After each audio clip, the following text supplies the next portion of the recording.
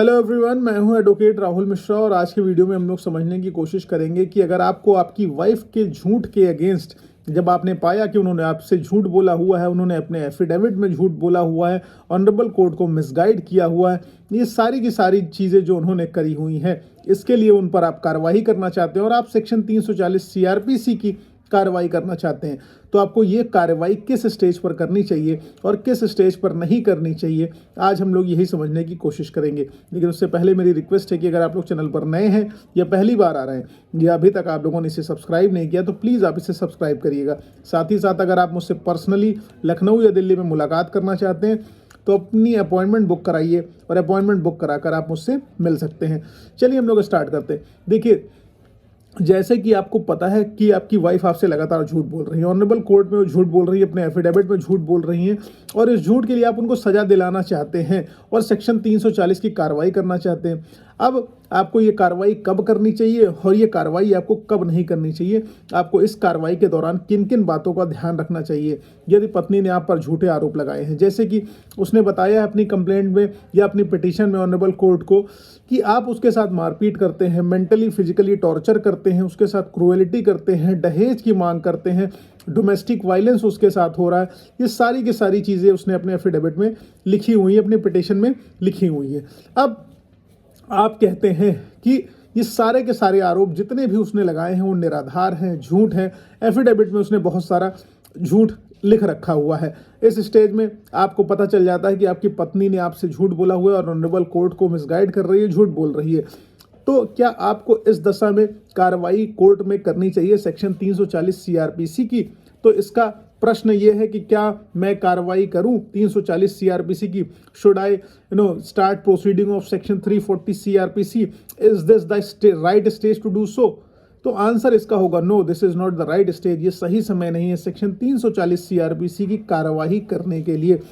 देखिए, सेक्शन 340 की कार्रवाई तब करनी होती है जब भी वाइफ ने कोई गलत एविडेंस दे रखा हो, यानी कि गलत सबूत, गलत तथ्य कोर्ट को दे रखे हों या कोर्ट को मिसगाइड करने की कोशिश करी हो। लेकिन केवल क्या ये आपके कह देने से कि उसने कोई कोर्ट में गलत तथ्य दे रखे हैं या कोर्ट को मिसगाइड करा हुआ है या उसने कोई गलत एविडेंस दिया हुआ है, आप सेक्शन 340 की कार्रवाई प्रोसीड कर पाएंगे? जी नहीं।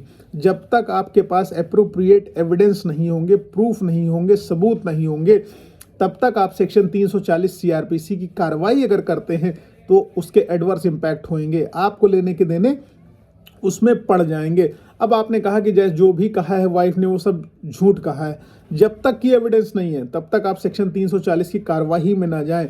अब आपको अपनी पत्नी का अगर झूठ कोर्ट के सामने लाना है, कोर्ट के सामने लाना है, अगर आप मान लीजिए कोर्ट फाइल पर उसका झूठ साबित कर ले जाते हैं और जब तक कोर्ट फाइल पर उसके झूठ को साबित नहीं कर ले जाएं तब तक आपको ये केस नहीं करना चाहिए। आप जब इसकी जो है झूठ को कोर्ट फाइल में साबित कर ले गए तब आप इसके ऊपर सेक्शन 340 सीआरपीसी की जो है कार्रवाई कर सकते हैं। आप सारे के सारे स्टेजेस में क्या करिए, वेट करिए, जो भी आपके मुकदमे चल रहे हैं उसमें एविडेंस का वेट करिए। जब आपकी वाइफ का एविडेंस आए, आपका एविडेंस आए और आपको सब कुछ पता है कि जो भी उसने डॉक्यूमेंट्री एविडेंसेस लगाए हैं वो सारे के सारे फर्जी और गलत लगाए हैं। जब उसने फर्जी डॉक्यूमेंट्री एविडेंसेस लगाए हैं तो उसके लिए सही वाले क्या हैं वो कोर्ट के सामने लेके आइए। फॉर एग्जाम्पल, जैसे मान लीजिए आपकी पत्नी ने कहा है कि वो हाउस वाइफ है, वो कहीं भी काम नहीं करती, हैंड टू माउथ है, सैलरीड नहीं, उसके पास पैसा नहीं है और आपको पता है कि आपने अपनी वाइफ के नाम पर एक प्रॉपर्टी लिखा रखी हुई है, वो उसकी मालकिन है, तो आप ये कोर्ट को बताइए कि इन्होंने मिसगाइड करा हुआ है। आपकी वाइफ सैलरीड है लेकिन वो कह रही वो हाउस वाइफ है, तो यहाँ पर आप उनका जो ऑफर लेटर लगाइए, उनकी सैलरी स्लिप लगाइए, बैंक स्टेटमेंट लगाइए, ये सारे डॉक्यूमेंट आप जो है उनके लगाएंगे, यहाँ पर उनका झूठ बेनकाब हो जाएगा।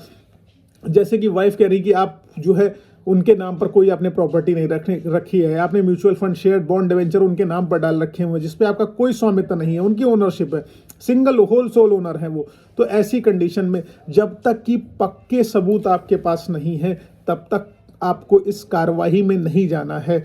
और सबसे अच्छी स्टेज होती है कि कॉन्ट्राडिक्शन क्रिएट करने की, आपकी वाइफ के क्रॉस एग्जामिनेशन की स्टेज। एक ऐसा ही मैटर था जिसमें वाइफ ने 50 झूठ बोल रखे हुए थे और हस्बैंड कह रहा भैया सब झूठ है, लेकिन वो डॉक्यूमेंट में साबित नहीं कर पा रहा था। लेकिन उसकी क्रॉस एग्जामिनेशन मैंने करी थी और क्रॉस एग्जामिनेशन में उसका झूठ ने एकदम बुरी तरीके से बेनकाब कर दिया था और पत्नी की पिटीशन में और क्रॉस एग्जामिनेशन में इतना ज़्यादा कॉन्ट्रोडिक्शन हो गया था कि उसका झूठ वही निकल कर चला आया था। उसके बाद मैंने अपने क्लाइंट को सजेस्ट किया था कि आप सेक्शन 340 सीआरपीसी की कार्रवाई करिए। मतलब जब तक कि आपके पास पुख्ता सबूत ना हो तब तक आप उस पर जो है सेक्शन 340 की कार्रवाई ना करें। जैसे मान लीजिए आपकी वाइफ ने कहा है कि वो ग्रेजुएट नहीं है, वो इंटर पास है, वो अपना कमा धमा नहीं सकती, और आपको पता है कि वाइफ पोस्ट ग्रेजुएट है, उसकी मार्कशीट की कॉपी एनेक्स करिए, वहां पर उसका झूठ बेनकाब होगा, वहां पर आप सेक्शन 340 सीआरपीसी की कार्रवाई कर सकते हैं।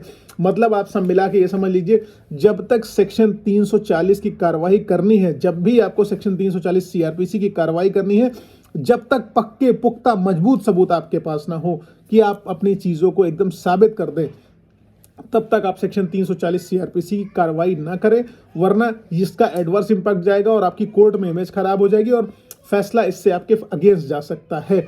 आई होप आप लोगों को क्लियर है तो प्लीज़ लाइक शेयर सब्सक्राइब करना। पर्सनली मिलना है तो लखनऊ या दिल्ली में मुलाकात करिए, ज़्यादातर लखनऊ में मिलता हूँ मैं, और अपनी अपॉइंटमेंट शेड्यूल कराइए।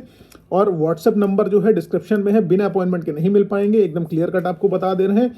और दूसरी चीज़, अगर फेसबुक इंस्टाग्राम पर आप लोगों ने फॉलो नहीं किया है और ट्विटर पर, तो वहाँ प्लीज़ फॉलो करना, डिस्क्रिप्शन में लिंक मिल जाएगा। Thank you so much. जय हिंद।